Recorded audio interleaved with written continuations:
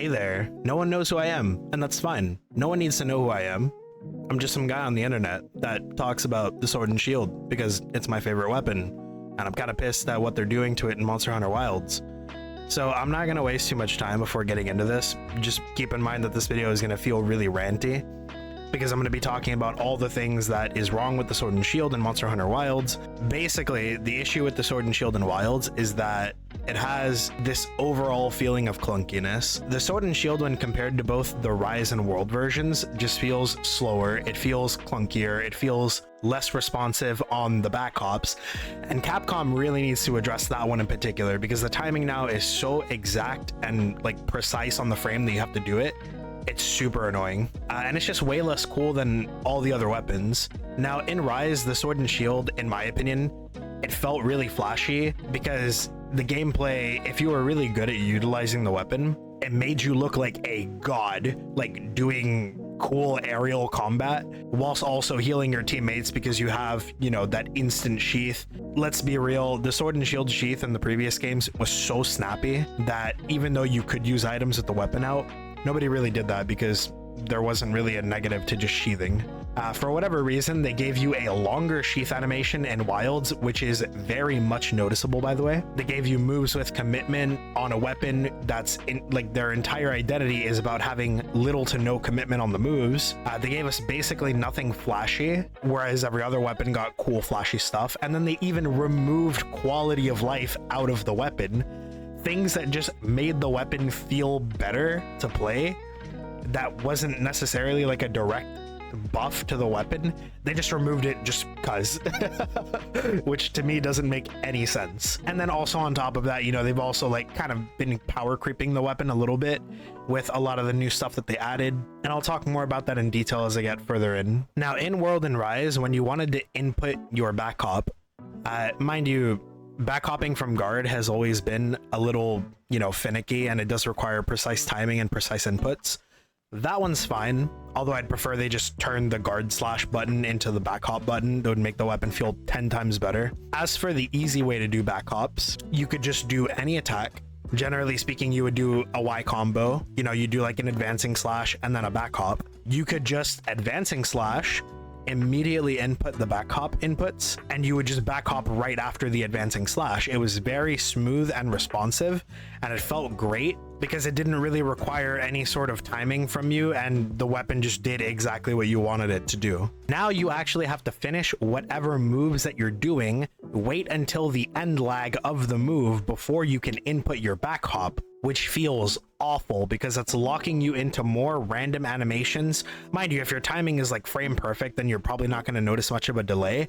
But the thing is that for people that just want to do the shortcut because they don't want to have unbelievably precise button inputs, and mind you, I don't feel like that's the sword and shield's identity, is to have super precise button inputs. I feel like that's moved more over to like maybe hunting horn now with the changes. But yeah, there's no like back hop, like easy mode shortcut now, and it just feels worse. Because sure, even though I could probably learn to do it, I've just always done that. Like for years, I've always done attack with advancing slash, immediately input back hops, and then I just back hop. Like it's so awkward. Random quality of life got removed. If I had to guess, maybe it was even an intentional nerf, because the sword and shield, you know, in World, you were just getting too many iframes with back hops. You could roll into back hop, and it was just really, really, really broken because you'd spend the whole fight untouchable, like you're playing the longsword, and then Perfect Rush would just do a ridiculous amount of damage. So I do think that some nerfs had to happen, but I really don't think nerfing the back hop inputs was the nerf that needed to happen. Touching the Perfect Rush damage was definitely the move, although I won't lie, they went a little hard on that too. Like, what the hell, man? It does no damage anymore. It feels like a lot of the changes kind of power creep the weapon, because now it doesn't really matter if you have a sword and shield player on your team. You can just kind of use items whenever you want, because it's as simple as just pressing the sacred button.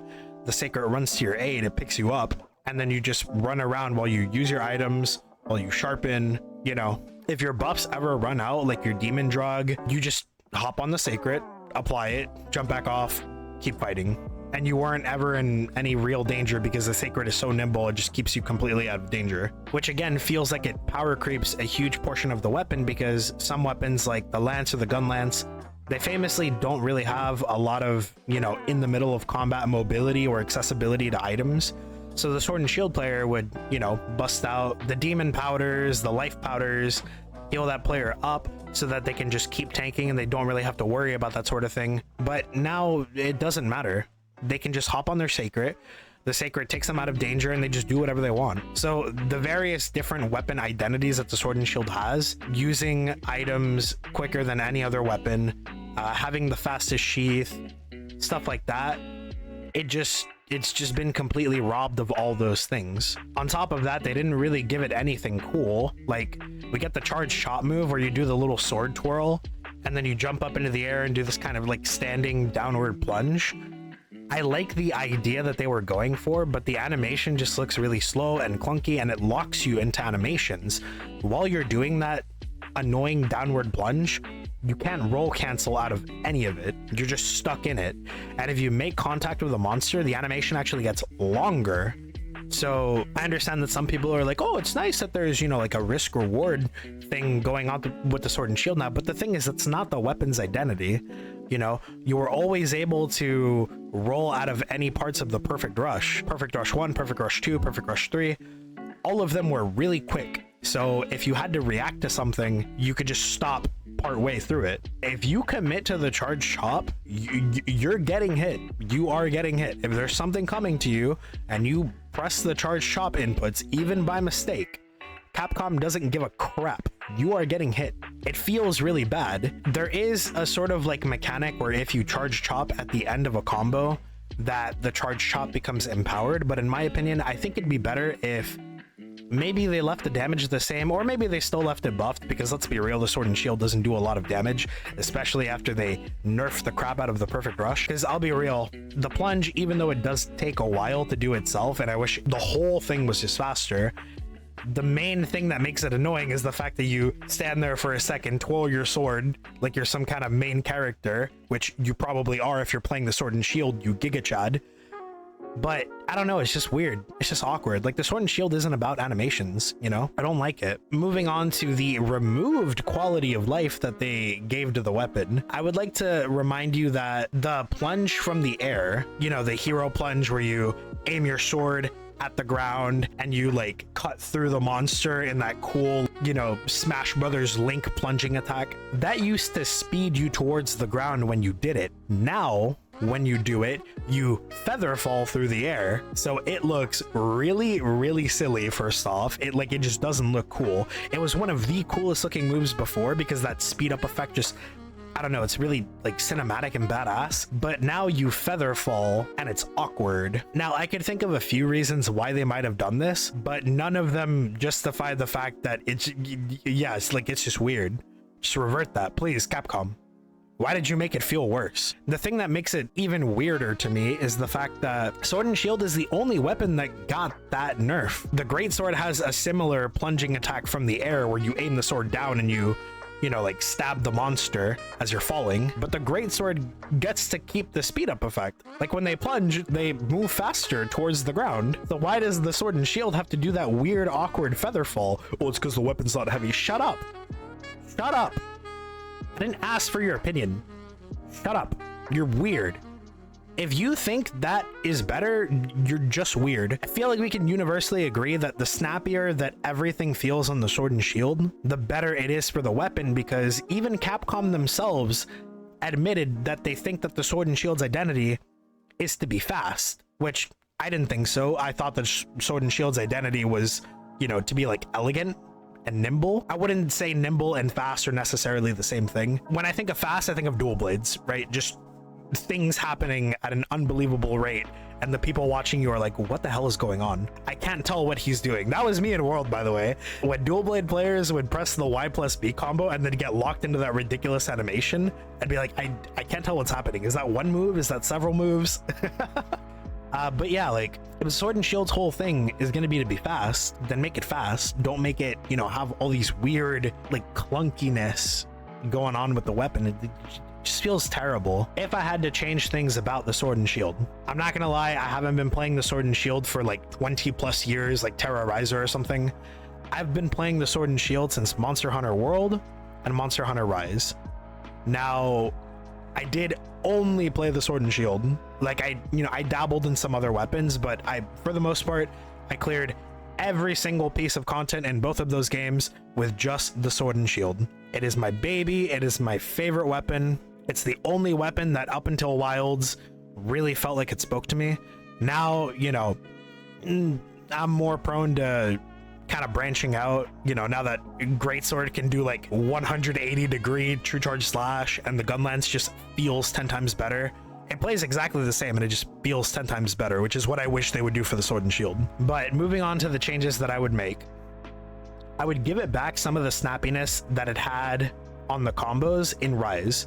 So for example, stuff like the Y combo just feels really slow. When you transition from the Y combo into the B combo, like for example, you do 2 Y combo and then you do the full B combo, there's a little bit of delay moving from the Y combo to the B combo that wasn't present in Rise. In Rise, it was more or less instantaneous. As soon as you press the button, the combo just came out. In Wilds, it feels slower. I don't know why. My brain doesn't like that I've had to move from YY, BBB, Spinning Reaper to just doing BBB, Spinning Reaper, because the Y combo just makes the whole thing slower. Maybe it was always optimal to just do the B combo anyway, but I really like the sort of hack and slashy feel of the Sword and Shield. So the more hits that I get in there, the better it feels. That's another reason I think that like maybe Spinning Reaper should just increase its damage on how many hits you did until you before you actually did the Spinning Reaper, so that if you did like 4 Y combo, 3 B combo into Spinning Reaper, it does like the max damage. Right? I feel like that's fun and rewarding gameplay. But yeah, the combos are just slower in Wilds compared to Rise. It feels really sluggish. It feels awkward. I understand that Rise is a more fast-paced game, but I'm gonna be honest with you, I don't think the Sword and Shield in Rise ever felt like it was outpacing the game, Like, we can look at some other weapons that were, bigger offenders, in my opinion. Well, I mean, I guess the Metsu Shuriageki KO playstyle was kind of outpacing the game, but that just isn't present in Wilds. Metsu Shuriageki is too anime to ever make it into Wilds, so that's not even really a concern. But aside from like the Metsu spam garbage, which I'll admit I also didn't really like, aside from that, the Sword and Shield never really felt like it was outpacing the game. It felt like the perfect pace. It felt good. It felt right. It was snappy enough. It wasn't like overpowered in the speed. And I feel like the fluidity of the weapon is part of its identity that they're just randomly trying to take away. Secondly, I would give back the instant sheath. There was no reason that this had to go in the first place. I don't know what the hell they're trying to do. Like, if they're trying to force on you the whole thing about you want to use items while the weapon is drawn. I don't like that. No Sword and Shield main likes that. All Sword and Shield mains, except the ones that like purposely try to go out of their way to make it happen, they just sheath the weapon. The instant sheath felt good. It let you get out of danger easier.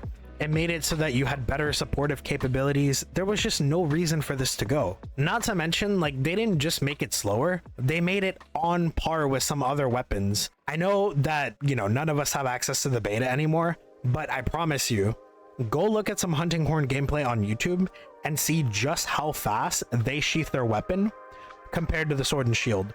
It is absurd. It feels like exactly the same amount of time. The Sword and Shield went from literally damn near instant sheath to now it has the same sheath length in the animation to other weapons. That's just wrong in my brain. That's never been the case. That shouldn't be the case. Like I said before, make it so that the charge chop has some way to come out faster. My recommendation is that if you do it at the end of the combo, it can come out with a faster animation that doesn't involve the random sword twirl. They actually have a mechanic in place already for the charge chop to be used at the end of a combo, where I think it increases the damage. I'm not too sure about that. I know it gets empowered in some way, but it sure as heck is not the animation, because the animation is still slow as hell. Aside from that, give back the plunging attack from the air that would speed you towards the ground during your descent. Again, I don't get why the greatsword does it, but the Sword and Shield doesn't. Like, what? No one's thinking about doing plunging air attacks with the greatsword. Everybody is thinking of doing aerial combat with the sword and shield because it's one of the things that it does, right? There's really no benefit to there's really no benefit to slow falling through the air, and it looks really lame compared to the old version, which made you feel like a badass. I'm not gonna lie, it was one of my favorite moves to do, even though most of the time I would still go for falling bash just because it did more damage. In this game, there's actually a pretty good reason to go for the the plunge, because the mounts in this game are just better. They give you wounds. So hell, I want to spam the move. Capcom, make it cool again, please.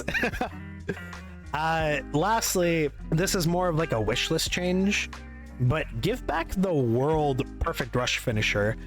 That move looked unbelievably cool, and in my opinion, it was the best one to go for when you just wanted to do a quick perfect rush combo and then immediately distance yourself from the monster. Like, the monster is like, I don't know, a Latreon, and it's about to change elements, right? You could do the perfect rush, launch yourself off of its head, and it covers like just enough distance to get you out of the blast range. Now you have 3 options for the end of a perfect rush, and all of them involve you essentially just staying in place, except one takes you vertical. You can go up from the perfect rush like in Rise, which, I mean, the Rise version was all right because it gave you more aerial combat, so I get it because Rise was about aerial combat, but you can still get hit while you're in the air. So I mean, it's like, it's safe-ish, but you know. You also have the option of doing a charged chop, which we talked about it before. The charge chop, it's just too lengthy on the animation commitment. Like, there is no way a monster is just going to scratch its ass while you do perfect rush 1, perfect rush 2, perfect rush 3, charged chop. And reminder, when you hit the charged chop on a monster, the animation is longer. Like, no monster is just sitting there and watching that, right? I'll be surprised if you even have enough time to get all of that while the monster is downed. Maybe KO'd, but like, ugh. And then lastly, you can do a spinning reaper, but the spinning reaper finisher, again, like, all of these 3 things have the same problem where you do your combo and then you're just stuck in place, right? And it just doesn't really feel good. I think the animation where you latched onto the monster and then you like yeeted yourself off of it, it was too cool. It was legitimately the coolest thing ever. The only reason it never got used was because the damage output on Perfect Rush 1 and 2 were so broken that you couldn't pass it up. Now, if they just move more of the damage over to the finisher of the Perfect Rush, it feels better. In my opinion, the Perfect Rush finisher should always latch you onto the monster. Always, always, always. Unless you cancel it into a Spinning Reaper. Make it so that it's similar to your Focus Strike, where you latch onto the monster and then you get 2 options. Either do the plunging strike, or you can do a really slow falling bash combo, which, by the way, they also need to speed that up. If instead they made it so that in your perfect rush finisher you latch onto the monster like you would in World, and then you have the option to either launch yourself off or maybe go airborne with a falling bash, that would make the weapon feel so much better. So much better. And then obviously, you know, all sword and shield mains are going to ask you to buff the perfect rush damage because it was just nerfed way too much. Again, just move it to the end of the combo. Give us a reason to actually finish the perfect rush. Make the first part of the combo do decent damage, make the second part do big damage, and then make the final part do the big damage. It just makes the most sense that way. And lastly, since Capcom just doesn't seem to know what sword and shield mains want, which is why they keep doing really random stuff to the weapon, like nerfing the quality of life and giving it moves that it didn't really ask for. Capcom, I'm gonna tell you right now what sword and shield mains really want. Give us back oils, okay? Even the people that I've talked to that say that they don't want oils back, they don't not want oils back because oils aren't fun. They don't want oils back because oils used to be clunky. Now, hear me out. This is my proposition for adding back oils into Wilds and making it not clunky. Just like a bowgun, you can, you know, put on your bowgun attachments before the hunt, and then you go out and then you just fight with it and you don't really have to think about it because you already did it beforehand. Let us choose the oil that you're going to have on your sword and shield before the hunt starts, right? Now, for example, I would really love an oil that just coated my weapon in, well, oil, and then I could just set it on fire and I would do like bonus fire damage. That's awesome. I like that idea. How to make it not janky? First off, just like the hunting horn got, on the side, you should be able to see when your oil buff runs out. For people that don't know, when you play the hunting horn songs, when the buffs run out, you actually get to see on the side of your screen. It says it just, you know, the same way that like Divine Blessing, for example, triggers, and it's like Divine Blessing is activated. It'll say your attack up S has run out, right? Give me like a visual indicator on the sword and shield. So for example, if I have oils that would set the sword and shield on fire and give it fire damage, the sword and shield, or rather the sword part of the weapon should be on fire. That makes sense, right? But on top of that, like little visual indicator, just give me like a little indicator on the side. Additionally, I really like what they did with the bow and the bow guns, where they gave them their own resource meter for like their cool stuff, right? With little icons in the energy bar that show you what moves you're going to be able to do and how much energy they're going to cost. And you can also see how much it's filling every time that you attack a monster, right? If they could give something like that to the sword and shield, but for oils, so, you know, you attack a monster a bunch of times and it fills up the oil bar, and then maybe you do like a button input that we're not really using right now. For example, the guard slash input, that would be great, right? That would maybe be the button to coat your weapon in oil. You coat the weapon, you know, you get to be buffed for a good like 45 seconds or something. It runs out and then you got to charge it up again, right? Just don't make it super invasive. Like, don't make it have like this ridiculous animation.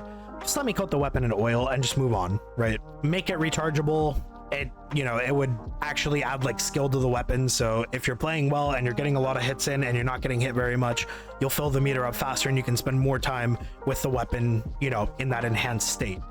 It's not really hard to implement whatsoever. It would make everybody happy. It'd finally make the sword and shield unique again, because, you know, it'd be the one weapon that could do that cool like oil elemental stuff. Again, we still have the useless guard slash move in the game. I don't know why it's in the game. And if oils aren't a possibility, at least let us double dip into the thing about the sword and shield basically being two weapons and give us more to do with the shield. So my proposition would be, at the end of a slashing combo, you do the spinning reaper, but at the end of a hard basher combo, maybe you do like a spinning bludgeon, where you do like the same spinning reaper animation, but instead of hitting with the sword part of the weapon, you hit with the shield part of the weapon, and it has like higher KO values. The sword and shield in Wilds so far has been really disappointing compared to the Rise version, which felt near perfect in my honest opinion, because you were just utilizing so many different aspects of the weapon. They really need to add back the fluidity of the weapon and stop giving it random things that it doesn't want.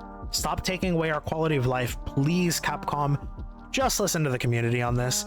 There's so many content creators that are probably like the big names of Monster Hunter. I'll be really, really upset if Capcom is just listening to only Rurikon or only Terroriza. People that, you know, make it a point to show off so many different like pieces of content that it's so easy to gloss over a weapon like the sword and shield, because you look at it, it looks damn near exactly the same and you're like, oh yeah, it's the same, so it's good.